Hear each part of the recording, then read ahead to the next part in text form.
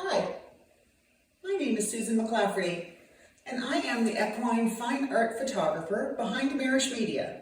And today we're going to have a little chat about my journey with horses and what horses mean to me.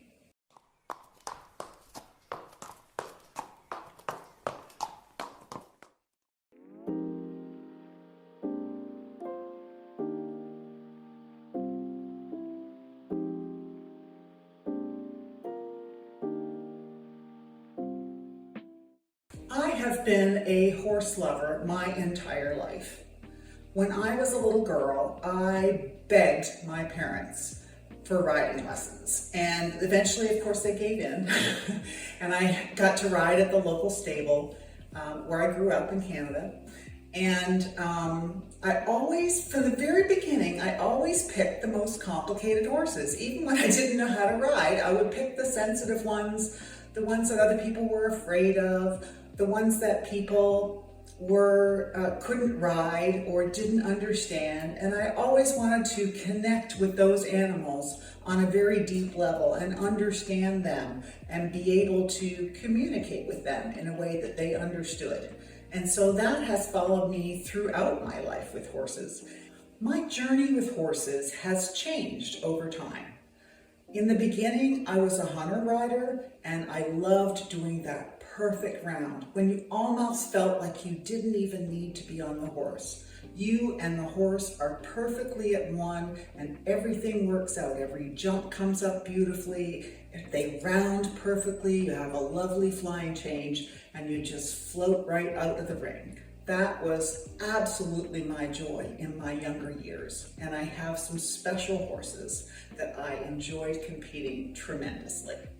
My photography helps me to show you horses in a way that I see them. I'm an art lover and a fashion lover, and to me, horses are sculpture, whether they're a physical sculpture or whether they are sculpture in my pictures, whether they're fashion with colors all over them, showing them in a different way than anyone else has ever seen them before. I see them very sculpturally, so I like to show the sculptural aspects of horses, and perhaps in poses that you think are not real, but they are.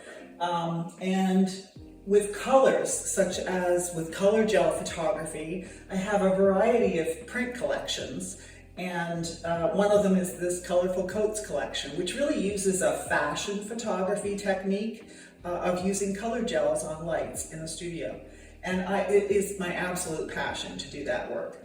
And then I also am thrilled with patterns and the different coat patterns of horses, and how they really don't need anything beyond their own coat pattern and their own poses and their own personalities to be art. I shoot mostly in a studio. I hope to have my own permanent studio at some point, but right now I take all my studio equipment to the barns that I'm shooting at, and I shoot either in the barn or in an indoor arena.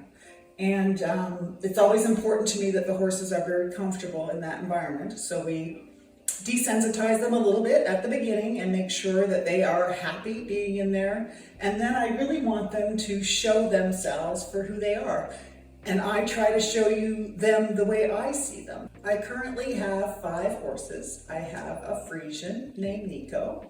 I have an Andalusian stallion named Rio. I have an Andalusian mare named Andy.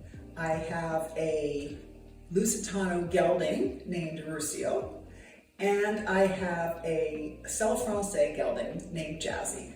And they are all partnered with different people for different reasons. They were all very emotional purchases for me. I don't ride anymore, and so I've really transitioned from being a rider into being an owner, and find equestrians that also feel like the emotional and physical well-being of the horse is more important than any other goal, whether that's my goal to take beautiful pictures of them or their goals to compete or perform with them. Last year, I remember signing up to get some art critics to look at my photography and give me their opinions. And one of the funniest things that they said to me is that you're in such a niche that why do you only choose the horse? And I thought, wow, because I'm passionate about horses.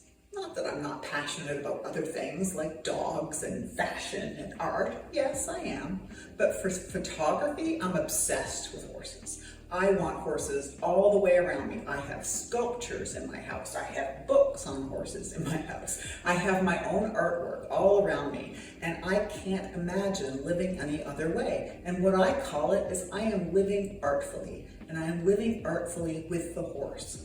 The only thing that would be better for me right now would be when I get to buy a new farm and I can have my own horses, or at least a few of them, right outside my door, so I can see the horses and be surrounded by the art that inspires me.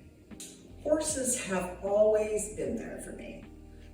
I bet you every equestrian can tell you a story of going into their horse's stall or out in the pasture with them and just connecting with them, feeling their energy, crying in their manes, hugging them, feeling that connection that is so critically important to equestrianism. And I love that Equine Mastery is highlighting equestrians from around the world with these special partnerships with horses that emphasize the horse's well-being and care.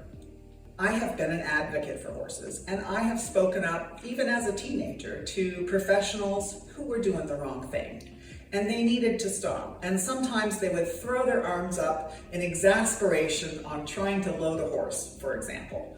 And I would take the time and work with that horse and eventually get them to load on the trailer with the trainer nowhere to be found.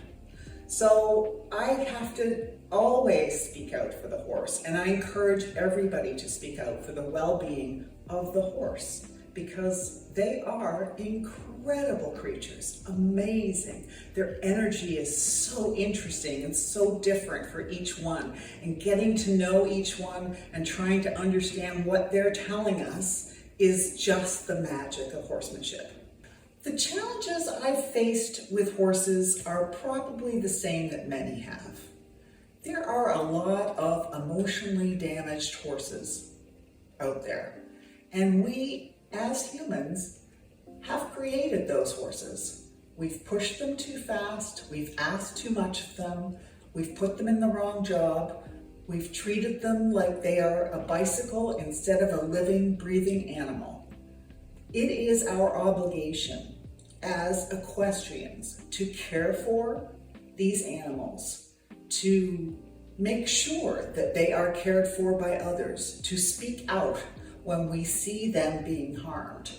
It is our responsibility as horse people. I hope you've enjoyed this little chat that we've had about horses, and I hope you'll be inspired to go out and kiss a horse today and give them a hug or a carrot or a cookie or even just a soft touch to let them know you're there for them. Thank you so much, Equine Mastery.